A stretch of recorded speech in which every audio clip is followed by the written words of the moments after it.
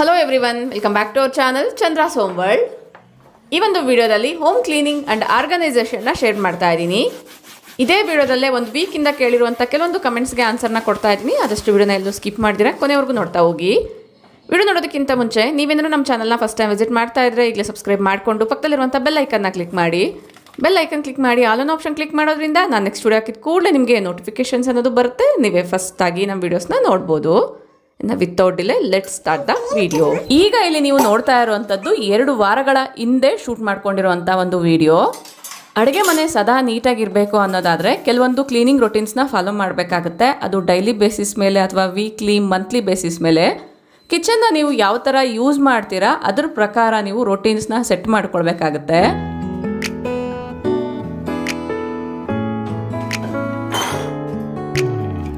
ನಾನಿಲ್ಲಿ ಮೈಕ್ರೋವೇವ್ನ ಪಕ್ಕಕ್ಕೆ ತೆಗೆದಿಟ್ಬಿಟ್ಟು ಅದರ ಸುತ್ತಮುತ್ತ ಎಲ್ಲ ಕೂಡ ಕ್ಲೀನ್ ಮಾಡ್ಕೊಳ್ತಾ ಇದ್ದೀನಿ. ಮೈಕ್ರೋವೇವಲ್ಲಿ ಫುಡ್ಡೆಲ್ಲ ಕೂಡ ಪ್ರಿಪೇರ್ ಮಾಡೋ ಕಾರಣ ಸಣ್ಣ ಸಣ್ಣ ಇರುವೆಗಳನ್ನೋದು ಜಾಸ್ತಿನೇ ಬರ್ತಾ ಇರುತ್ತೆ. ಆಗಾಗ ವೆನಿಗರ್ ಬೇಸ್ಡ್ ಲಿಕ್ವಿಡ್ಸ್ನ ಯೂಸ್ ಮಾಡಿ ಕ್ಲೀನ್ ಮಾಡೋದ್ರಿಂದ ಕ್ರಮೇಣ ಇರುವೆಗಳನ್ನೋದು ಕಡಿಮೆ ಆಗುತ್ತೆ. ಒಂದು ವೇಳೆ ಬಂದರೂ ಕೂಡ ಈ ರೀತಿ ಸತ್ತೋಗುತ್ತೆ. ಇದನ್ನೆಲ್ಲ ಕೂಡ ಸೇಮ್ ಕ್ಲಾತಿಂದನೇ ನಾನು ಒಂದ್ಸರಿ ವೈಪ್ ಮಾಡಿಕೊಂಡು ಮಧ್ಯ ಮಧ್ಯದಲ್ಲಿ ಈ ಒಂದು ಕ್ಲಾತ್ನ ನೀಟಾಗಿ ವಾಶ್ ಮಾಡಿಕೊಂಡು ಆಮೇಲೆ ಕ್ಲೀನಿಂಗ್ಗೆ ಯೂಸ್ ಮಾಡ್ಕೊಳ್ತಾ ಇದ್ದೀನಿ.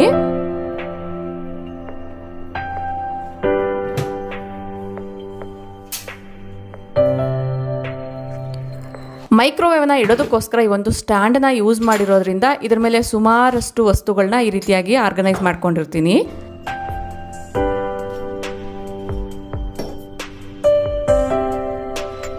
ಆ ಎಲ್ಲ ವಸ್ತುಗಳನ್ನ ಕೆಳಗಡೆ ಇಟ್ಬಿಟ್ಟು ಸ್ಟ್ಯಾಂಡನ್ನ ಕೂಡ ಒಂದ್ಸರಿ ನೀಟಾಗಿ ವೈಪ್ ಮಾಡ್ಕೊಳ್ತಾ ಇದ್ದೀನಿ.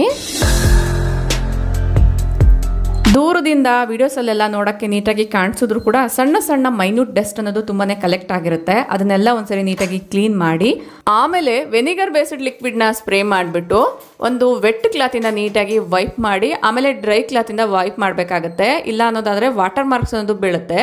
ಯೂಶ್ವಲಿ ಈ ರೀತಿ ಸರ್ಫೇಸ್ ಎಲ್ಲ ವಾಟರ್ ಅನ್ನೋದು ಅಬ್ಸರ್ವ್ ಮಾಡ್ಕೊಳ್ಳಲ್ಲ. ಸೊ ಅದಕ್ಕೋಸ್ಕರ ಕೆಳಗಡೆ ಮೈಕ್ರೋವೇವ್ ಏನು ಇಟ್ಟಿದ್ದೀನಿ ಅದ್ರ ಮೇಲೆ ಕೂಡ ಒಂದು ಕ್ಲಾತ್ನ ಹಾಕಿರ್ತೀನಿ, ಡಸ್ಟ್ ಎಲ್ಲ ಕಲೆಕ್ಟ್ ಆಗಬಾರ್ದು ಅನ್ನೋದ್ರಿಂದ. ಅದೆಲ್ಲ ಕೂಡ ತೆಗೆದು ನೀಟಾಗಿ ಕ್ಲೀನ್ ಮಾಡ್ಕೊಂಡಿದ್ದಾದಮೇಲೆ ಈಗ ಈ ಒಂದು ಸ್ಟ್ಯಾಂಡ್ ಮೇಲೆ ಇಡೋವಂಥ ವಸ್ತುಗಳೆಲ್ಲ ಏನಿರುತ್ತೆ, ಸ್ಪೈಸ್ ಜಾರ್ಸ್ ಎಲ್ಲ ಕೂಡ ಅದನ್ನೆಲ್ಲ ಕೂಡ ಜಸ್ಟ್ ಅದೇ ಬಟ್ಟೆಯಿಂದನೇ ನೀಟಾಗಿ ವೈಪ್ ಮಾಡಿಬಿಟ್ಟು ಈ ರೀತಿಯಾಗಿ ಆರ್ಗನೈಸ್ ಮಾಡ್ಕೊಳ್ತಾ ಇದ್ದೀನಿ. ಈ ಥರ ಮೈಕ್ರೋವೇವ್ ಮತ್ತು ಓವನ್ ಯೂಸ್ ಮಾಡೋರು ಆಗಾಗ ಕ್ಲೀನ್ ಮಾಡ್ಕೊಳ್ಳೋದ್ರಿಂದ ಸಣ್ಣ ಸಣ್ಣ ಪೆಸ್ಟ್ ಅನ್ನೋದು ಅಟ್ರಾಕ್ಟ್ ಆಗದಿರ ಇರುತ್ತೆ.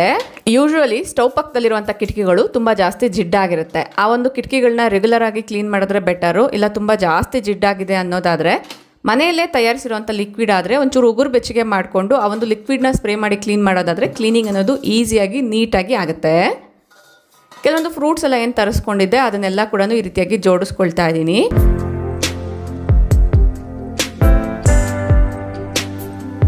ಮಾವಿನ ಹಣ್ಣಿನ ಸೀಸನ್ ಆಗಿರೋದ್ರಿಂದ ಇಲ್ಲಿ ಮ್ಯಾಂಗೋಸೇ ಜಾಸ್ತಿ ಇದೆ.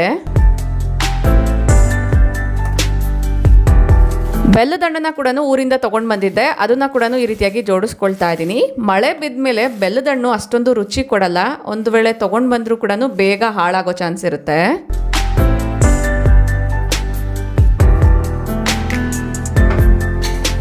ಆಲ್ಮೋಸ್ಟ್ ಕಿಚನ್ ಕ್ಲೀನಿಂಗ್ ಎಲ್ಲನೂ ಮುಗ್ದಿದೆ. ಇಲ್ಲಿ ನೀವು ನೋಡ್ತಾ ಇರ್ಬೋದು, ಇದು ಬಂದು ಇಂಡಿಗೋ ಪ್ಲಾಂಟ್ ಬರುತ್ತೆ ಅಲ್ವಾ, ಕೂದಲು ಬ್ಲಾಕ್ ಕಲರ್ ಬರೋದಕ್ಕೋಸ್ಕರ ನ್ಯಾಚುರಲ್ ಇಂಡಿಗೋ ಪೌಡರ್ ಯೂಸ್ ಮಾಡ್ತೀವಲ್ವ, ಅದರ ಸೀಡ್ಸು. ಈ ಒಂದು ಪ್ಲಾಂಟ್ ನಿಮ್ಗೆ ನೆನಪಿದೆಯಾ? ಕೆಲವೊಂದು ಕಟ್ಟಿಂಗ್ಸ್ನ ನಾನು ವಾಟರಲ್ಲಿ ಇಟ್ಟಿದ್ದೆ, ಬಟ್ ಇದರಲ್ಲಿ ರೂಟ್ಸ್ ಅನ್ನೋದು ಬರ್ತಾ ಇಲ್ಲ. ಅದ್ರ ಬದಲಾಗಿ ಕೆಳಗಡೆ ಏನು ವಾಟರಲ್ಲಿ ಡಿಪ್ ಆಗಿದೆ ಅಷ್ಟು ಪಾರ್ಟು ಕೂಡ ಒಂದು ರೀತಿ ಕೊಳ್ತೋಗ್ತಾ ಇದೆ. ಅದಕ್ಕೋಸ್ಕರ ನಾನು ಮಣ್ಣಲ್ಲಿ ಇಡ್ತಾ ಇದ್ದೀನಿ ಈ ಒಂದು ಕಟ್ಟಿಂಗ್ಸ್ನ. ಈ ಒಂದು ಪ್ಲಾಂಟ್ನ ನಾನು ಇದಕ್ಕಿಂತ ಮುಂಚೆ ಕೂಡ ಈ ರೀತಿ ಕಟ್ಟಿಂಗ್ಸ್ನ ತೊಗೊಂಡು ಬಂದು ಮಣ್ಣಲ್ಲಿಟ್ಟಿದ್ದೆ, ಚೆನ್ನಾಗಿ ಗ್ರೋ ಆಗಿದೆ. ಅದರಿಂದ ತೊಗೊಂಡಿರುವಂಥ ಕಟ್ಟಿಂಗ್ಸು ವಾಟರಲ್ಲಿಟ್ಟು ನೋಡಿದ್ರೆ ರೂಟ್ಸ್ ಅನ್ನೋದು ಬಂದಿಲ್ಲ. ಅದಕ್ಕೋಸ್ಕರ ಡೈರೆಕ್ಟಾಗಿ ಮತ್ತೆ ಇದೇ ಥರನೇ ಮಣ್ಣಲ್ಲಿ ನೆಟ್ಟಿದ್ದೀನಿ. ಈ ಪ್ಲಾಂಟು ವೈಟ್ ಮತ್ತು ಗ್ರೀನ್ ಶೇಡಲ್ಲಿ ಇರೋದ್ರಿಂದ ನೋಡೋಕ್ಕೆ ತುಂಬ ಚೆನ್ನಾಗಿ ಕಾಣುತ್ತೆ. ಲಾಸ್ಟ್ ವಿಡಿಯೋಸಲ್ಲಿ ನಿಮ್ಮಲ್ಲಿ ಒಬ್ಬರು ಕಮೆಂಟ್ ಮಾಡಿದರು, ಸೋಫಾಸ್ನ ಯಾವ ರೀತಿ ಕ್ಲೀನ್ ಮಾಡ್ತೀರಾ ತೋರಿಸಿ ಅಂತ. ಈಗಾಗಲೇ 6 ಮಂತ್ಸ್ ಬ್ಯಾಕ್ ಕೂಡ ಇದ್ರ ಬಗ್ಗೆ ಶೇರ್ ಮಾಡಿದ್ದೀನಿ. ಮತ್ತೆ ಇನ್ನೊಂದು ಸರಿ ಈ ವಿಡಿಯೋದಲ್ಲಿ ತೋರಿಸ್ತಾ ಇದ್ದೀನಿ. ಇಲ್ಲಿ ನೀವು ನೋಡ್ತಾ ಇದ್ದೀರಲ್ಲ, ತುಂಬ ಕೊಳೆ ಅನ್ನೋದು ಆಗಿದೆ. ನೀವು ಯಾವುದೇ ಒಂದು ವಸ್ತುವನ್ನ ತೊಗೊಂಬರೋದಕ್ಕಿಂತ ಮುಂಚೆ ಅದರ ಕ್ಲೀನಿಂಗ್ ಮತ್ತು ಮೇಂಟೆನೆನ್ಸ್ ಈಸಿನಾ ಇಲ್ವಾ ಒಂದ್ಸರಿ ಚೆಕ್ ಮಾಡಿಕೊಂಡ್ರೆ ಬೆಟರು. ತುಂಬ ಕಾಸ್ಟ್ಲಿ ಆಗಿರುವಂಥ ವಸ್ತುಗಳನ್ನ ತೊಗೊಂಡು ಬಂದಮೇಲೆ ಅದರ ಮೇಂಟೆನೆನ್ಸ್ ಗೊತ್ತಿಲ್ಲ ಅನ್ನೋದಾದರೆ ಆ ಒಂದು ವಸ್ತುನ ತೊಗೊಂಡು ಬಂದು ಕೂಡ ವೇಸ್ಟ್ ಆಗುತ್ತೆ. ಇದು ಲೆದರ್ ಸೋಫಾ ಆಗಿರೋದ್ರಿಂದ ಲಿಕ್ವಿಡ್ನ ಈ ರೀತಿಯಾಗಿ ಸ್ಪ್ರೇ ಮಾಡಿ ಕೂಡ ಕ್ಲೀನ್ ಮಾಡ್ಕೊಳ್ಬೋದು. ಇಲ್ಲಿ ಸ್ವಲ್ಪ ಆಯಿಲ್ ಮಾರ್ಕ್ಸ್ ಎಲ್ಲನೂ ಆಗಿತ್ತು, ಅಂದರೆ ತಲೆ ಕೂದಲಿಗೆ ಎಣ್ಣೆ ಹಚ್ಚಿದಾಗ ಇದ್ರ ಮೇಲೆಲ್ಲ ಮಕ್ಕಳು ಮಲಗಿರ್ತಾರಲ್ವ, ಅದರ ಮಾರ್ಕ್ಸ್ ಎಲ್ಲನೂ ಆಗಿತ್ತು. ಸೊ ಅದಕ್ಕೋಸ್ಕರ ಒಂದು ಸಾಫ್ಟ್ ಆಗಿರುವಂಥ ಸ್ಕ್ರಬ್ಬರ್ನ ತೊಗೊಂಡು ಈ ರೀತಿಯಾಗಿ ಸ್ಕ್ರಬ್ ಮಾಡ್ತಾ ಇದ್ದೀನಿ.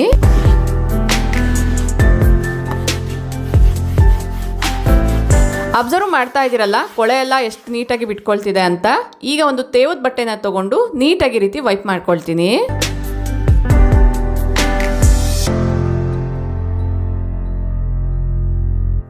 ವಿಡಿಯೋ ಲೆಂತಿ ಆಗುತ್ತೆ ಅನ್ನೋ ಕಾರಣದಿಂದ ಜಸ್ಟ್ ಒಂದು ಪೋರ್ಷನ್ನ ಮಾತ್ರನೇ ಕ್ಲೀನ್ ಮಾಡಿ ತೋರಿಸ್ತಾ ಇದ್ದೀನಿ. ಇದೇ ಥರನೇ ಓಲ್ ಸೋಫಾನ ಕ್ಲೀನ್ ಮಾಡ್ಕೊಳ್ತೀನಿ. ಇಷ್ಟ ಆದರೆ ಲೈಕ್ ಮಾಡಿ. ನೆಕ್ಸ್ಟು ಕೆಲವೊಂದು ಗ್ರಾಸರೀಸ್ ಎಲ್ಲ ಕೂಡ ತರಿಸ್ಕೊಂಡಿದ್ದೆ, ಅದನ್ನು ರೀಸ್ಟಾಕ್ ಮಾಡ್ಕೊಳ್ತಾ ಇದ್ದೀನಿ.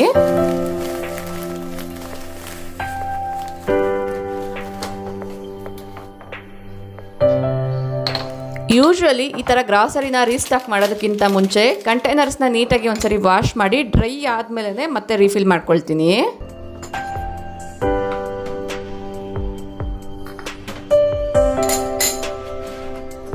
ಬೆಳಗಿನ ಹರಿಬರಿಯಲ್ಲಿ ಅಡುಗೆನ ಬೇಗ ಮಾಡಬೇಕು ಅಂದರೆ ಎಲ್ಲ ಗ್ರಾಸರೀಸ್ನ ಈ ಥರ ರೀಫಿಲ್ ಮಾಡಿಕೊಂಡು ಅದರ ಜಾಗದಲ್ಲಿ ಇಟ್ಕೊಂಡ್ರೇ ಬೆಟರು.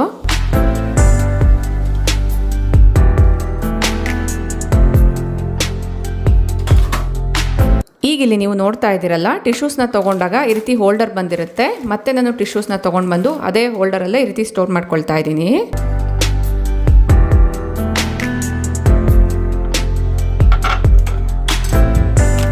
ಗ್ರಾಸರೀಸ್ನ ಸ್ಟೋರ್ ಮಾಡಬೇಕಾದ್ರೂ ಕೂಡ ಕೆಲವೊಂದನ್ನ ಹೇರ್ ಟೈಟ್ ಕಂಟೈನರ್ಸಲ್ಲಿ ಇಡಬೇಕು. ಅಂಥದ್ರಲ್ಲಿ ಈ ಒಂದು ಬ್ರೂ ಪೌಡರು, ಇನ್ಸ್ಟೆಂಟ್ ಪೌಡರ್ಸ್ ಎಲ್ಲ ಏನು ಬರುತ್ತೆ ಆದಷ್ಟು ಏರ್ ಟೈಟ್ ಕಂಟೈನರ್ಸಲ್ಲಿ ಇಟ್ಕೊಂಡ್ರೇ ಅದರ ಶೆಲ್ಫ್ ಲೈಫ್ ಅನ್ನೋದು ಚೆನ್ನಾಗಿರುತ್ತೆ.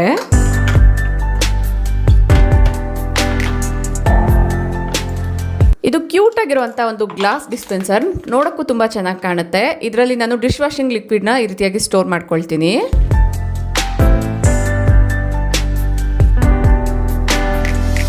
ಯೂಶುವಲಿ ಡಾಕ್ಟರ್ ವಾಶ್ ಲಿಕ್ವಿಡ್ನ ಯೂಸ್ ಮಾಡ್ತೀನಿ, ಬಟ್ ನಾನು ಹೋಗಿರುವಂಥ ಶಾಪಲ್ಲಿ ಆ ಲಿಕ್ವಿಡ್ ಖಾಲಿ ಆಗಿದ್ದರಿಂದ ವಿಮ್ ಲಿಕ್ವಿಡ್ನ ತೊಗೊಂಡು ಬಂದಿದ್ದೆ. ಅದಕ್ಕೂ ಇದಕ್ಕೂ ಒಂದು ಸ್ವಲ್ಪ ಕಾಸ್ಟಲ್ಲಿ ಡಿಫ್ರೆನ್ಸ್ ಕೂಡ ಇದೆ. ಬಾಟಲ್ ತುಂಬಿಸ್ಬೇಕಾದ್ರೆ ಆ ಕಡೆ ಸ್ವಲ್ಪ ಚೆಲ್ಲಿರುತ್ತೆ ಅಲ್ವಾ, ಅದನ್ನು ಈ ಒಂದು ಬಟ್ಟೆಯಿಂದನೇ ಒರೆಸಿ ಆ ಬಟ್ಟೆಯಿಂದ ನಾನು ಟ್ಯಾಪ್ಸ್ನ ಕ್ಲೀನ್ ಮಾಡ್ಕೊಳ್ತಾ ಇದ್ದೀನಿ. ಈ ರೀತಿ ವಿಮ್ ಲಿಕ್ವಿಡಿಂದ ಟ್ಯಾಪ್ಸ್ನ ಕ್ಲೀನ್ ಮಾಡೋದ್ರಿಂದ ಒಳ್ಳೆ ಶೈನ್ ಅನ್ನೋದು ಇರುತ್ತೆ.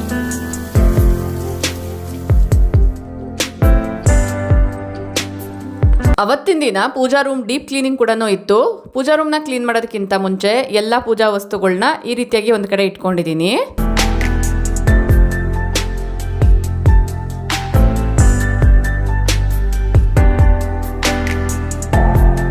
ಪೂಜಾ ರೂಮ್ನ ಯಾವ ರೀತಿ ಡೀಪ್ ಕ್ಲೀನ್ ಮಾಡ್ತೀನಿ ಅನ್ನೋದನ್ನ ಈಗಾಗಲೇ ಕೆಲವೊಂದು ವಿಡಿಯೋಸಲ್ಲಿ ಶೇರ್ ಮಾಡಿದ್ದೀನಿ, ಅದಕ್ಕೋಸ್ಕರ ಇಲ್ಲಿ ಡೀಟೇಲ್ ಆಗಿ ತೋರಿಸ್ತಾ ಇಲ್ಲ. ಪೂಜಾ ವಸ್ತುಗಳನ್ನ ಕೂಡ ಅಷ್ಟೇ ನಾನು ತುಂಬ ಡಿಫ್ರೆಂಟ್ ವೇಸಲ್ಲಿ ಕ್ಲೀನ್ ಮಾಡ್ತಾ ಇರ್ತೀನಿ. ನಮ್ಮ ಚಾನಲಲ್ಲಿ ಇದ್ರ ಬಗ್ಗೆ ತುಂಬ ವಿಡಿಯೋಸ್ನ ಶೇರ್ ಮಾಡಿದ್ದೀನಿ, ಇಂಟ್ರೆಸ್ಟ್ ಇರೋರು ಒಂದ್ಸರಿ ಚೆಕ್ ಮಾಡಿ.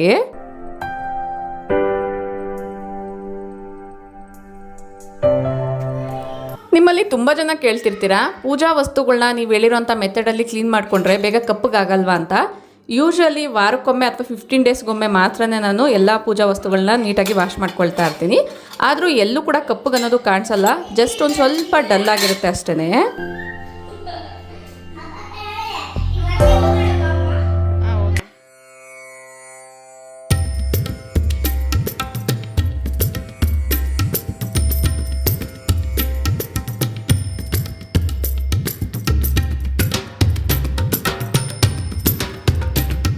ಹೂಗಳು ತರದೇ ಇದ್ದಿದ್ದ ಕಾರಣ ನಾನು ಗಾರ್ಡನಲ್ಲಿರುವಂತಹ ಪತ್ರೆಗಳನ್ನ ಕಿತ್ಕೊಂಡೆ ಅವತ್ತು ಸಿಂಪಲ್ ಆಗಿ ಪೂಜೆ ಅನ್ನೋದು ಮಾಡಿದ್ದೆ. ಪೂಜೆಗೆ ಸಂಬಂಧಪಟ್ಟಿರುವಂಥ ಸುಮಾರಷ್ಟು ಟಿಪ್ಸ್ನ ಕೂಡ ಈಗಾಗಲೇ ನಾನು ಕೆಲವೊಂದು ವಿಡಿಯೋಸಲ್ಲಿ ಶೇರ್ ಮಾಡಿದ್ದೀನಿ. ಪೂಜಾ ರಿಲೇಟೆಡ್ ವ್ಲಾಗ್ಸ್ ಅಂತ ಒಂದು ಪ್ಲೇ ಲಿಸ್ಟ್ ಸಿಗುತ್ತೆ, ಅದರಲ್ಲಿ ನೀವು ಡೀಟೇಲ್ ಆಗಿ ಎಲ್ಲ ವಿಡಿಯೋಸ್ನ ಕೂಡ ನೋಡ್ಬೋದು.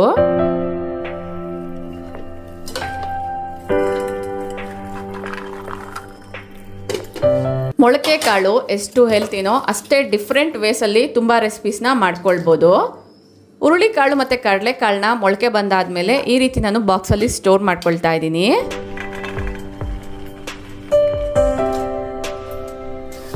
ಈ ಕಾಳುಗಳನ್ನ ಫ್ರಿಜ್ಜಲ್ಲಿಟ್ಟರೆ ತುಂಬ ದಿನಗಳವರೆಗೂ ಫ್ರೆಶ್ ಆಗಿರುತ್ತೆ. ಇದರಲ್ಲಿ ಸಲಾಡ್ಸ್, ಸಾಂಬಾರ್ಸ್, ಗ್ರೇವಿ, ಸ್ನ್ಯಾಕ್ಸ್ ಆಗಿ ಕೂಡ ತುಂಬ ರೆಸಿಪೀಸ್ನ ಮಾಡ್ಕೊಳ್ಬೋದು. ನಿಮ್ಮಲ್ಲಿ ಕೆಲವೊಬ್ರು ಬ್ರೆಡ್ ರೆಸಿಪಿನ ಶೇರ್ ಮಾಡಿ ಅಂತ ಹೇಳಿದ್ದೀರಾ. Year we go. ಇಲ್ಲಿ ಒಂದು ಬೌಲ್ನ ತಗೊಂಡು 1 ಕಪ್ ಅಷ್ಟು ಬಿಸಿ ನೀರನ್ನ ಹಾಕ್ಕೊಳ್ತಾ ಇದ್ದೀನಿ. ನಾನಿಲ್ಲಿ ಕಪ್ ಮೆಜರ್ಮೆಂಟಲ್ಲೇ ಹೇಳ್ತಾ ಇದ್ದೀನಿ. ನೀವು ಮೆಜರ್ಮೆಂಟ್ಗೋಸ್ಕರ ಗ್ಲಾಸ್ ಯೂಸ್ ಮಾಡ್ತೀರಾ ಅಥವಾ ಬೌಲ್ ಯೂಸ್ ಮಾಡ್ತೀರಾ, ನಿಮ್ಗೆ ಯಾವ್ದು ಇಷ್ಟನೋ ಅದು ತೊಗೊಳ್ಬೋದು. 2 ಸ್ಪೂನಷ್ಟು ಸಕ್ಕರೆ ಕೂಡ ಹಾಕ್ಕೊಂಡು ಸಕ್ಕರೆ ಚೆನ್ನಾಗಿ ಮಿಕ್ಸ್ ಆಗೋ ರೀತಿ ಈ ರೀತಿ ಮಿಕ್ಸ್ ಮಾಡ್ಕೊಳ್ಬೇಕಾಗತ್ತೆ. ಸಕ್ಕರೆ ಆಲ್ಮೋಸ್ಟ್ ಚೆನ್ನಾಗಿ ಕರಗಿದೆ. ಇದರಲ್ಲಿ 2 ಟೇಬಲ್ ಸ್ಪೂನಷ್ಟು ಡ್ರೈ ಈಸ್ಟ್ ಪೌಡರ್ನ ಹಾಕ್ತಾ ಇದ್ದೀನಿ. ಇದನ್ನು ಚೆನ್ನಾಗಿ ಮಿಕ್ಸ್ ಮಾಡಿಬಿಟ್ಟು ಲಿಡ್ನ ಕ್ಲೋಸ್ ಮಾಡಿ ಒಂದು 5 ನಿಮಿಷ ಸೈಡ್ಗೆ ಇಡಬೇಕಾಗತ್ತೆ.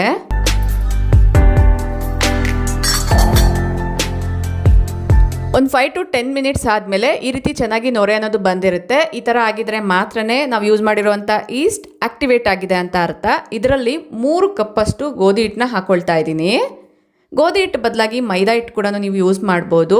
ಇದೇ ನೀರು ಜೊತೆಗೆ ಒಂದ್ಸರಿ ಚಪಾತಿ ಹಿಟ್ಟು ಥರ ಮಿಕ್ಸ್ ಮಾಡಿಕೊಂಡು ಆಮೇಲೆ ಸ್ವಲ್ಪ ಸ್ವಲ್ಪ ಉಗುರು ಬೆಚ್ಚಗಿರುವಂಥ ನೀರನ್ನ ಹಾಕಿ ಈ ರೀತಿ ಡೋನ ಪ್ರಿಪೇರ್ ಮಾಡ್ಕೊಳ್ಬೇಕಾಗತ್ತೆ. ನಿಮ್ಮ ಹತ್ರ ಇಲ್ಲಿ ಬೆಣ್ಣೆ ಇದ್ದರೆ ಬೆಣ್ಣೆನ ಯೂಸ್ ಮಾಡ್ಕೊಳ್ಬೋದು. ಬೆಣ್ಣೆ ಬದಲಾಗಿ ನಾನು ಒಂದು 2 ಟೇಬಲ್ ಸ್ಪೂನಷ್ಟು ತುಪ್ಪನ ತೊಗೊಂಡು ತುಪ್ಪ ಎಲ್ಲ ಕೂಡ ಇದ್ರ ಜೊತೆ ಚೆನ್ನಾಗಿ ಮಿಕ್ಸ್ ಆಗೋ ರೀತಿ ಈ ರೀತಿಯಾಗಿ ಹಿಟ್ಟನ್ನ ನಾದ್ಕೊಳ್ಬೇಕಾಗತ್ತೆ.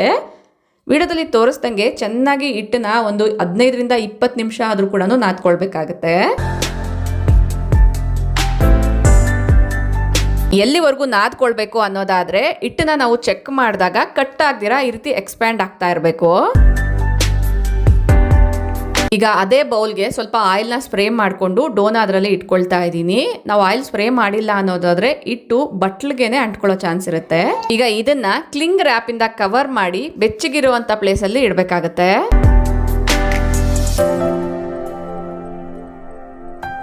ಮಿನಿಮಮ್ 3 to 4 ಅವರ್ಸ್ ಬೆಚ್ಚಗಿರುವಂಥ ಪ್ಲೇಸಲ್ಲಿ ಇಟ್ಟರೆ ಆ ಒಂದು ಡೋ ಸೈಜ್ ಡಬಲ್ ಆಗಿರುತ್ತೆ. ಇಲ್ಲಿ ನೀವು ಅಬ್ಸರ್ವ್ ಮಾಡ್ತಾ ಇರ್ಬೋದು. ಆಲ್ಮೋಸ್ಟ್ 3 ಅವರ್ಸ್ ಆದಮೇಲೆ ತೋರಿಸ್ತಾ ಇದ್ದೀನಿ. ಬಟ್ಲು ತುಂಬ ಉಬ್ಕೊಂಡಿದೆ.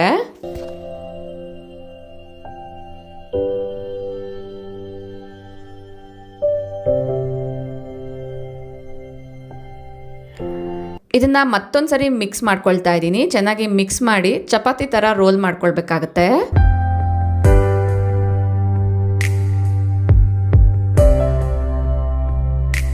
ಈಗ ಇದನ್ನ ವಿಡಿಯೋದಲ್ಲಿ ತೋರಿಸ್ದಂಗೆ ಒಂದ್ಸರಿ ರೋಲ್ ಮಾಡಿಕೊಂಡು ಒಳಗಡೆ ಗ್ಯಾಪ್ಸ್ ಎಲ್ಲ ಇರ್ತೀರಾ ಅಂದರೆ ಏರ್ ಗ್ಯಾಪ್ಸ್ ಎಲ್ಲ ಇಲ್ದಿರಾ ಈ ರೀತಿ ಲಾಕ್ ಮಾಡ್ಕೊಳ್ಬೇಕಾಗತ್ತೆ. ಇದು ಬ್ರೆಡ್ ಮಾಡುವಂಥ ಟಿನ್ನು. ಇದನ್ನು ಆದಷ್ಟು ಪುಟ್ಟು ಸೈಜಲ್ಲಿರೋಂಥ ತೊಗೊಂಡ್ರೇ ಬೆಟರು. ಆ ಟೈಮಲ್ಲಿ ನನಗೆ ಗೊತ್ತಿಲ್ಲದೆ ಇರೋ ಕಾರಣ ನಾನು ಸ್ವಲ್ಪ ದೊಡ್ಡ ಸೈಜಲ್ಲಿರೋದನ್ನು ತೊಗೊಂಡಿದ್ದೀನಿ. ಇದರಲ್ಲೇ ನಾವು ಮಾಡಿಟ್ಕೊಂಡಿರೋಂಥ ರೋಲ್ನ ಇಟ್ಬಿಟ್ಟು ಮತ್ತೆ ನಾವು ಈ ಒಂದು ಕ್ಲಿಂಗ್ ರ್ಯಾಪಿಂದ ಕವರ್ ಮಾಡಬೇಕಾಗತ್ತೆ. ಮಿನಿಮಮ್ 1 ಅವರ್ ಆದರೂ ಬಿಡಬೇಕಾಗತ್ತೆ. ಆಗ ಇದ್ರ ತುಂಬ ಹುಬ್ಬಿ ಅನ್ನೋದು ಬರುತ್ತೆ. ನಾನು ಆಗಲೇ ಹೇಳ್ದಂಗೆ ಈ ಟಿನ್ನು ಸ್ವಲ್ಪ ದೊಡ್ಡದಾಗಿರೋ ಕಾರಣ ಈ ರೀತಿಯಾಗಿ ಕಾಣಿಸ್ತಾ ಇದೆ. ಇದು ಬ್ರೆಡ್ ಚೆನ್ನಾಗಿ ಬಂದರೂ ಕೂಡ ರಸ್ಕ್ ಶೇಪಲ್ಲಿ ನಿಮಗೆ ಕಾಣಿಸುತ್ತೆ.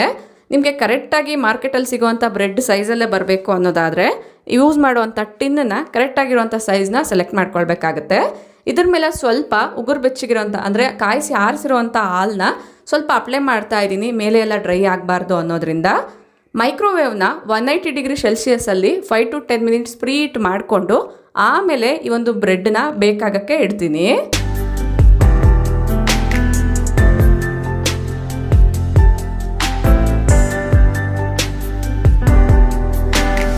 ಬ್ರೆಡ್ ಆಲ್ಮೋಸ್ಟ್ ಬೇಕಾಗಿದೆ. ಒಂದ್ಸರಿ ಓಪನ್ ಮಾಡಿ ಟೂತ್ ಪಿಕ್ಕಿಂದ ಚೆಕ್ ಮಾಡ್ಕೊಳ್ತಾ ಇದ್ದೀನಿ. ಟೂತ್ ಪಿಕ್ನ ಇದ್ರೊಳಗಡೆ ಇನ್ಸರ್ಟ್ ಮಾಡಿದ್ರೆ ಏನು ಅಂಟಬಾರ್ದು. ಆ ಥರ ಇದ್ದರೆ ಪರ್ಫೆಕ್ಟಾಗಿ ಒಳಗಡೆ ಎಲ್ಲ ಬೇಕಾಗಿದೆ ಅಂತ ಅರ್ಥ.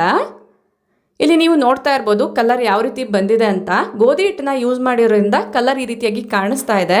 ನಿಮಗೆ ವೈಟಾಗೇ ಬೇಕು ಅನ್ನೋದಾದರೆ ಮೈದಾ ಹಿಟ್ಟನ್ನ ಯೂಸ್ ಮಾಡ್ಬೋದು. ಬಟ್ ಮೇಲೆ ಎಡ್ಜಸ್ ಎಲ್ಲ ಮಾತ್ರ ಒಂದು ರೀತಿ ಬ್ರೌನಿಶ್ ಶೇಡಲ್ಲೇ ಬರುತ್ತೆ. ವಿಡಿಯೋದಲ್ಲಿ ನಿಮ್ಗೆ ಈ ರೀತಿ ಕಾಣಿಸ್ತಿದೆ ಅಷ್ಟೇ ಹೊರತು ನೀವು ನ್ಯಾಚುರಲ್ ಆಗಿ ಮಾಡಿ ನೋಡಿದ್ರೆ ಮೇಲೆ ಬ್ರೌನಿಶ್ ಆಗಿರುತ್ತೆ. ಒಳಗಡೆ ವೀಟ್ ಬ್ರೆಡ್ ಯಾವ ಥರ ಇರುತ್ತೋ ಅದೇ ಕಲರಲ್ಲೇ ಇರುತ್ತೆ. ಇದು ಪೂರ್ತಿ ತಣ್ಣಗಾಗೋವರೆಗೂ ಬಿಟ್ಟು ಆಮೇಲೆ ಕಟ್ ಮಾಡ್ಕೊಳ್ಬೇಕಾಗತ್ತೆ. ಬೇಕಿಂಗ್ ಟಿನ್ಗೂ ಕೂಡ ಆಯಿಲ್ನ ಅಪ್ಲೈ ಮಾಡಿದ್ರಿಂದ ಈಸಿಯಾಗಿ ರಿಮೂವ್ ಆಗಿದೆ. ಇಲ್ಲಿ ಕಟ್ ಮಾಡಿ ಕೂಡ ತೋರಿಸ್ತಾ ಇದ್ದೀನಿ. ನೋಡೋಕ್ಕೆ ನಿಮಗೆ ರಸ್ಕ್ ಥರ ಕಾಣಿಸ್ತಿದೆ, ಬಟ್ ಇದು ಬ್ರೆಡ್ಡು. ಇದನ್ನು ನೀವು ರಸ್ಕ್ ಕೂಡ ಮಾಡ್ಕೊಳ್ಬೋದು. ಮತ್ತು ಮೈಕ್ರೋವೇವಲ್ಲಿ ಒಂದು ಸ್ವಲ್ಪ ಹೊತ್ತು ಫ್ರೈ ಮಾಡೋದಾದರೆ ಇದು ಗಟ್ಟಿ ಆಗುತ್ತೆ, ಆಗ ನಿಮಗೆ ರಸ್ಕ್ ಆಗುತ್ತೆ. ನೋಡ್ತಿದ್ದೀರಲ್ಲ, ತುಂಬ ಚೆನ್ನಾಗಿ ಬಂದಿದೆ. ಇಂಟ್ರೆಸ್ಟ್ ಇರೋರು ಡೆಫಿನೆಟ್ಲಿ ಟ್ರೈ ಮಾಡಿ ನೋಡಿ. ಮಾರ್ಕೆಟಲ್ಲಿ ಸಿಗೋವಂಥ ಬ್ರೆಡ್ಸ್ಗಿಂತ ಇದು ಹೆಲ್ತಿ ಅಂತಲೇ ಹೇಳ್ಬೋದು. ಯಾವುದೇ ರೀತಿ ಪ್ರಿಸರ್ವೇಟಿವ್ಸ್ ಕೂಡ ಯೂಸ್ ಮಾಡಿಲ್ಲ. ಇನ್ನು 8 ಕಂಟೈನರಲ್ಲಿ ಸ್ಟೋರ್ ಮಾಡಿಕೊಂಡು ಜಸ್ಟ್ ಸ್ವಲ್ಪ ಹೇರ್ ಹೋಗೋ ರೀತಿ ಇಟ್ಕೊಳ್ಳೋದಾದರೆ ನೀವು ಒಂದು ವಾರದವರೆಗೂ ಕೂಡ ಇದನ್ನು ಯೂಸ್ ಮಾಡ್ಕೊಳ್ಬೋದು. ಇಲ್ಲಿ ಓಪನ್ ಮಾಡಿ ಬಿಡ್ತಿದ್ದೀನಿ ನೋಡಿ. ಈ ಥರ ಇಟ್ಕೊಳ್ಳೋದಾದರೆ ಒಂದು ವಾರದವರೆಗೂ ಕೂಡ ಈ ಒಂದು ಬ್ರೆಡ್ ಅನ್ನೋದು ಫ್ರೆಶ್ ಆಗಿರುತ್ತೆ.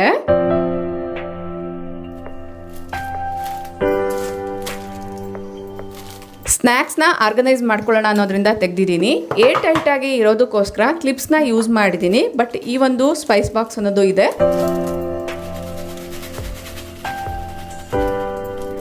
ಇದರಲ್ಲಿ ಎಲ್ಲ ಕಾಳುಗಳನ್ನ ಈ ರೀತಿಯಾಗಿ ಹಾಕಿ ಇಟ್ಕೊಳ್ತಾ ಇದ್ದೀನಿ. ಬೇಕು ಅಂದಾಗ ಜಸ್ಟ್ ಈ ಒಂದು ಬಾಕ್ಸ್ ತೆಗೆದ್ರೆ ಸಾಕಾಗುತ್ತೆ ಅನ್ನೋದ್ರಿಂದ. ಇದರಲ್ಲಿ ಇಡಿಸೋ ಅಂತ ಒಂದು ಸ್ಪೂನ್ ಅಥವಾ ಒಂದು ಕಪ್ನ ಇಟ್ಕೊಳ್ಳೋದಾದ್ರೆ ಬೇಕು ಅಂದಾಗ ಎಲ್ಲ ಕಾಳುಗಳನ್ನ ಒಂದೇ ಸರಿ ತಗೊಳ್ಬೋದು.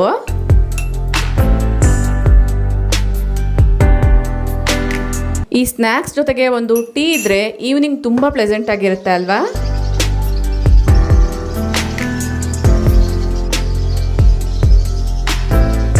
ಈವ್ನಿಂಗ್ ಪೂಜೆ ಎಲ್ಲನೂ ಆಗಿದೆ. ಮನೆಯಲ್ಲಿ ಪ್ಲೆಸೆಂಟಾಗಿ ಇರಬೇಕು, ಒಂದು ಬೆಸ್ಟ್ ಫ್ರೇಗ್ರೆನ್ಸ್ ಬರಬೇಕು ಅನ್ನೋದಾದರೆ ಈ ಒಂದು ಪೌಡರ್ನ ಯೂಸ್ ಮಾಡ್ಬೋದು. ಇದ್ರ ಬಗ್ಗೆ ನಾನು ಕಮಿಂಗ್ ವಿಡಿಯೋಸಲ್ಲಿ ಶೇರ್ ಮಾಡ್ತೀನಿ. ತುಂಬಾ ಪ್ಲೆಸೆಂಟ್ ಆಗಿರುತ್ತೆ, ಫ್ರೇಗ್ರೆನ್ಸ್ ಕೂಡ ತುಂಬ ಚೆನ್ನಾಗಿ ಬರುತ್ತೆ. ಮಾವಿನ ಹಣ್ಣನ್ನ ಹಣ್ಣು ಮಾಡೋದಕ್ಕೋಸ್ಕರ ನ್ಯೂಸ್ ಪೇಪರಲ್ಲಿ ಈ ರೀತಿ ರ್ಯಾಪ್ ಮಾಡಿ ಇಟ್ಟಿದೆ. ತುಂಬ ಚೆನ್ನಾಗಿ ಮಾವಿನ ಹಣ್ಣು ಹಣ್ಣಾಗಿದೆ.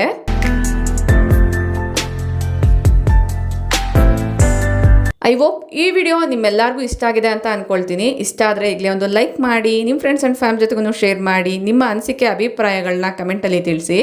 ಇನ್ನೊಂದು ಇಂಟ್ರೆಸ್ಟಿಂಗ್ ಆಗಿರುವಂಥ ವಿಡಿಯೋ ಜೊತೆಗೆ ಮತ್ತೆ ಸಿಗ್ತೀನಿ. ಅಲ್ಲಿವರೆಗೂ ಟೇಕ್ ಕೇರ್, ಬಾಯ್ ಬಾಯ್, ನಮಸ್ತೆ, ಥ್ಯಾಂಕ್ ಯು ಫಾರ್ ವಾಚಿಂಗ್.